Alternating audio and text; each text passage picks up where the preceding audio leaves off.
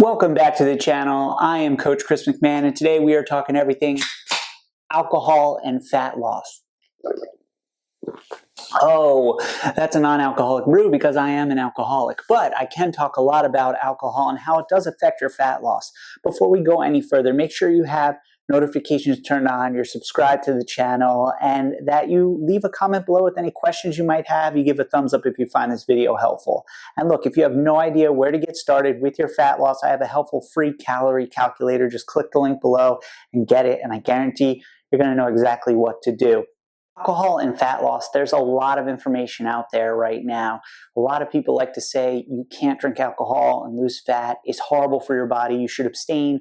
Look, the reason I abstain from alcohol is because I turn into a terrible person when I drink. So if you're not an alcoholic and you're trying to lose weight, in my opinion, there are some things we have to look at before we can dive right in.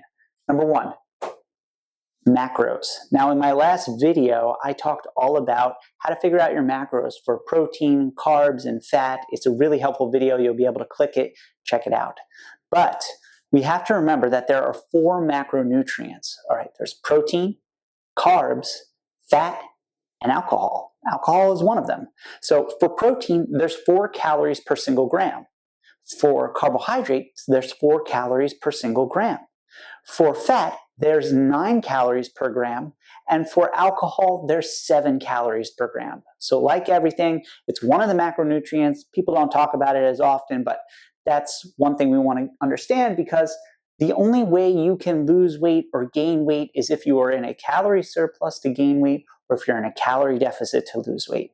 It does not fucking matter that it is alcohol, so long as calories are equated for. Now, there's other stuff that can be implicated with this, but I'm just going to say calorie deficit is how we lose weight. It doesn't have to be any more complicated than that, so long as we understand that. A lot of people who will talk about fat loss and alcohol and might say alcohol is great and healthy and part of a healthy lifestyle. And there are groups of people like in the blue zones who drink wine every night and they can lose weight and they generally live a long, healthy life. Look, fat loss and health are 2 very different things.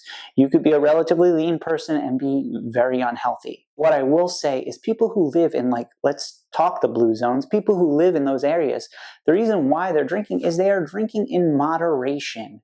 And the other part of that is that they tend to live a low stress life.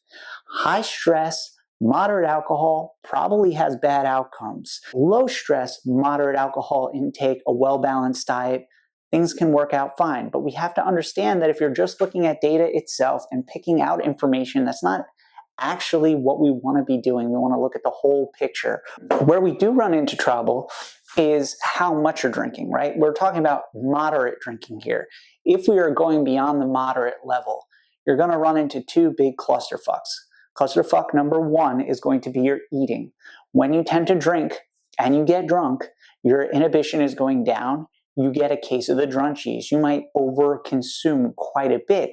And the calories from your alcohol and the calories from the food very easily put you in a calorie surplus. And if you're hung over the next day, you're probably going to make poor decisions too to nurse that hangover, which could easily put you again in a calorie surplus. If we repeat this enough, it's easy enough to be in a total calorie surplus for the week, which is the opposite of what we want to be doing if we're trying to lose weight or in general just have a healthy, well-balanced lifestyle, because the other part is sleeping. Now, while you may find that you get better sleep if you have had some alcohol, you need to understand it's not true deep sleep. It's kind of interrupted sleep. It might not even be great sleep to begin with, because you could be waking up, you could be getting sick. All these different things can be happening. And if we don't have a quality night of sleep, it's not uncommon for leptin and ghrelin to get all out of whack, or hunger and fullness hormones, which means the next day your ability to make the best choices that are logical to work with your fat loss goals is going to go in the shitter. And when that happens, well, we can expect that we're going to probably be in a calorie surplus, or maybe at a surprise maintenance. Like, we have to understand that that can affect our fat loss. So the final verdict, can you have alcohol while still trying to lose fat? The answer is yes. It just boils down to your calorie deficit, and also it boils down to the amount of alcohol you're drinking. If it's a moderate amount, it's not high frequency, things are going to be okay. But we also have to understand that alcohol is toxic. It enters our body. It fucks with our liver, which could affect our performance in the gym, right? There are all these different rabbit holes we could go down, for a lack of a better thing. Since this is Fat Loss 101 and not Nerdy Science Class 101, we're going to say alcohol and weight loss can exist together. So here's how you're going to do it. Here's how you're going to figure it out. We're going to use wine in this example because 99% of my clients drink red wine. That's just what they do. But the same could apply to a beer, could apply to this non-alcoholic beer, however you want to track things. So here's the deal. An 8-ounce glass of red wine has roughly 200 calories. An 8-ounce glass, when you are drinking, I fucking guarantee you are not measuring out how much you're drinking. You're measuring with how much your heart says to have. And I love you for trying to do that. But if you're trying to lose fat, like everything, you should weigh and measure it out so you fucking know how much you're having. Okay? But in this example, we're going to say an 8-ounce glass. It has roughly 200 calories. How did I figure that out? I went to Google and I typed in how many calories are in an 8-ounce glass of red wine. And it told me. Magnificent thing. You can use Google. You can use your calorie tracker, whatever you're doing. But that's how you figure it out. So then how do we decide what we're going to do? Because like I said, alcohol is a macronutrient, but you're usually not tracking them. And if you're tracking your macros, you're either looking at your protein, your carbs, or your fat. Well, lucky for you, you have an option here. You can either track it as a carbohydrate or track it as a fat. I have all of my clients track it as a carbohydrate, but you could choose to, however you want, divide it up. But again, carbohydrates probably going to be your safest bet here.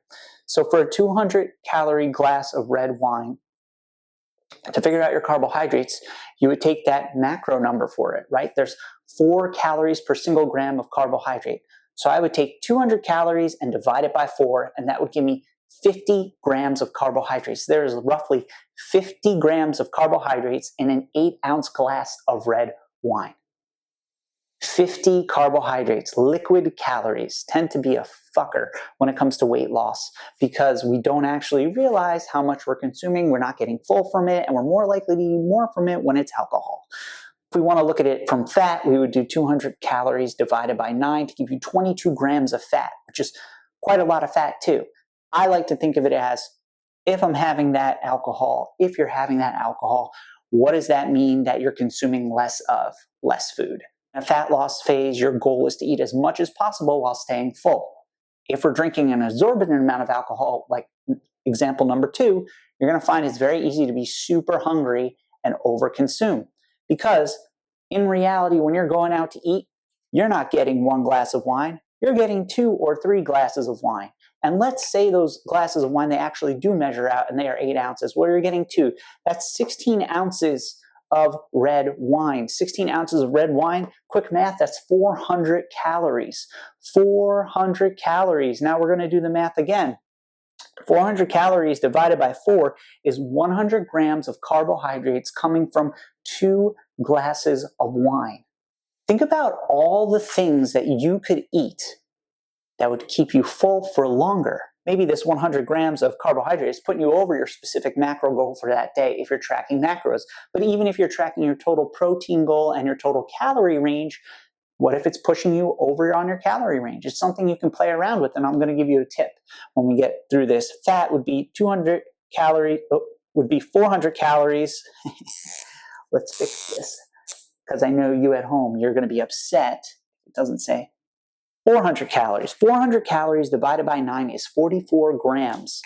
44 grams of fat. So now that you know the math, now you know how you would track things.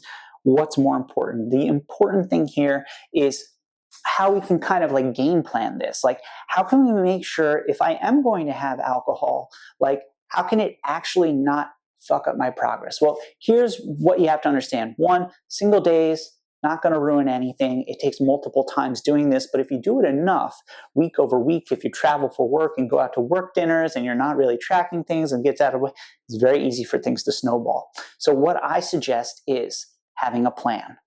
Having a plan. Now, I like to call these bright lines or horizon goals, whatever you want to call them. The idea here is I'm going to go into my meal specifically knowing exactly what I'm going to have. And this is really helpful when you're going out to eat a lot. So what you want to think about is okay, what's going to be on my plate? I'm going to make sure that I have my plate. I'm not going to eat off anyone else's plate. And I'm going to skip the appetizers, right? That's an example.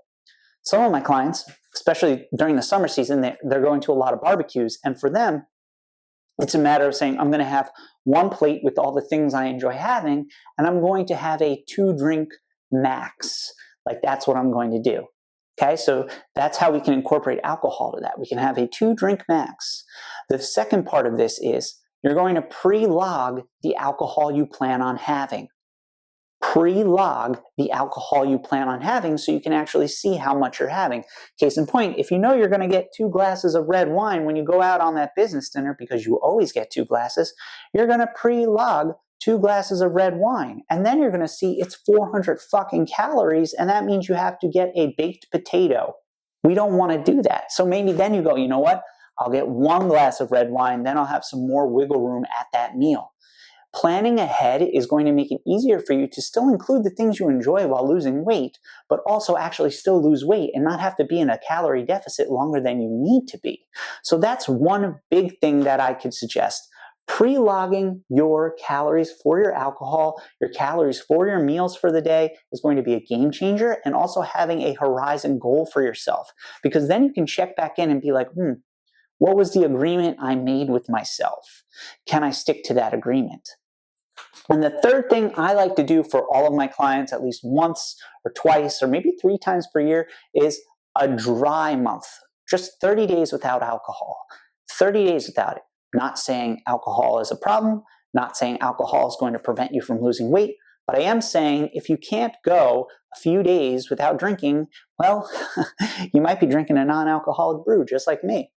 But I think you can go 30 days. Just do it. See how you feel. See if you notice it's easier for you to lose fat.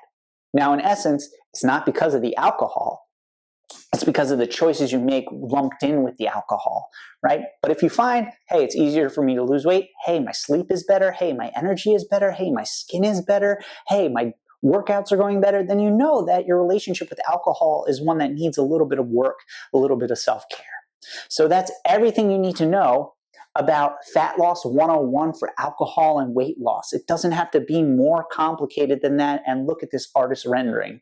So if you are like, I want to know how many calories I should be consuming so I can lose weight successfully, again, just click the link below and you can get my calorie calculator for completely no money, absolutely free.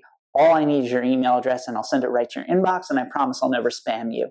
If you found this video helpful and you want some more useful, bullshit-free fat loss tips, you're going to want to make sure that you're subscribed to the channel, turn notifications on, give a thumbs up if you found this video helpful, and comment below with your biggest takeaway or any other questions you might have about fat loss, because I'm always happy to answer. And without further ado, remember, you're one day away from getting back on track, one day away from realizing how fucking amazing you are.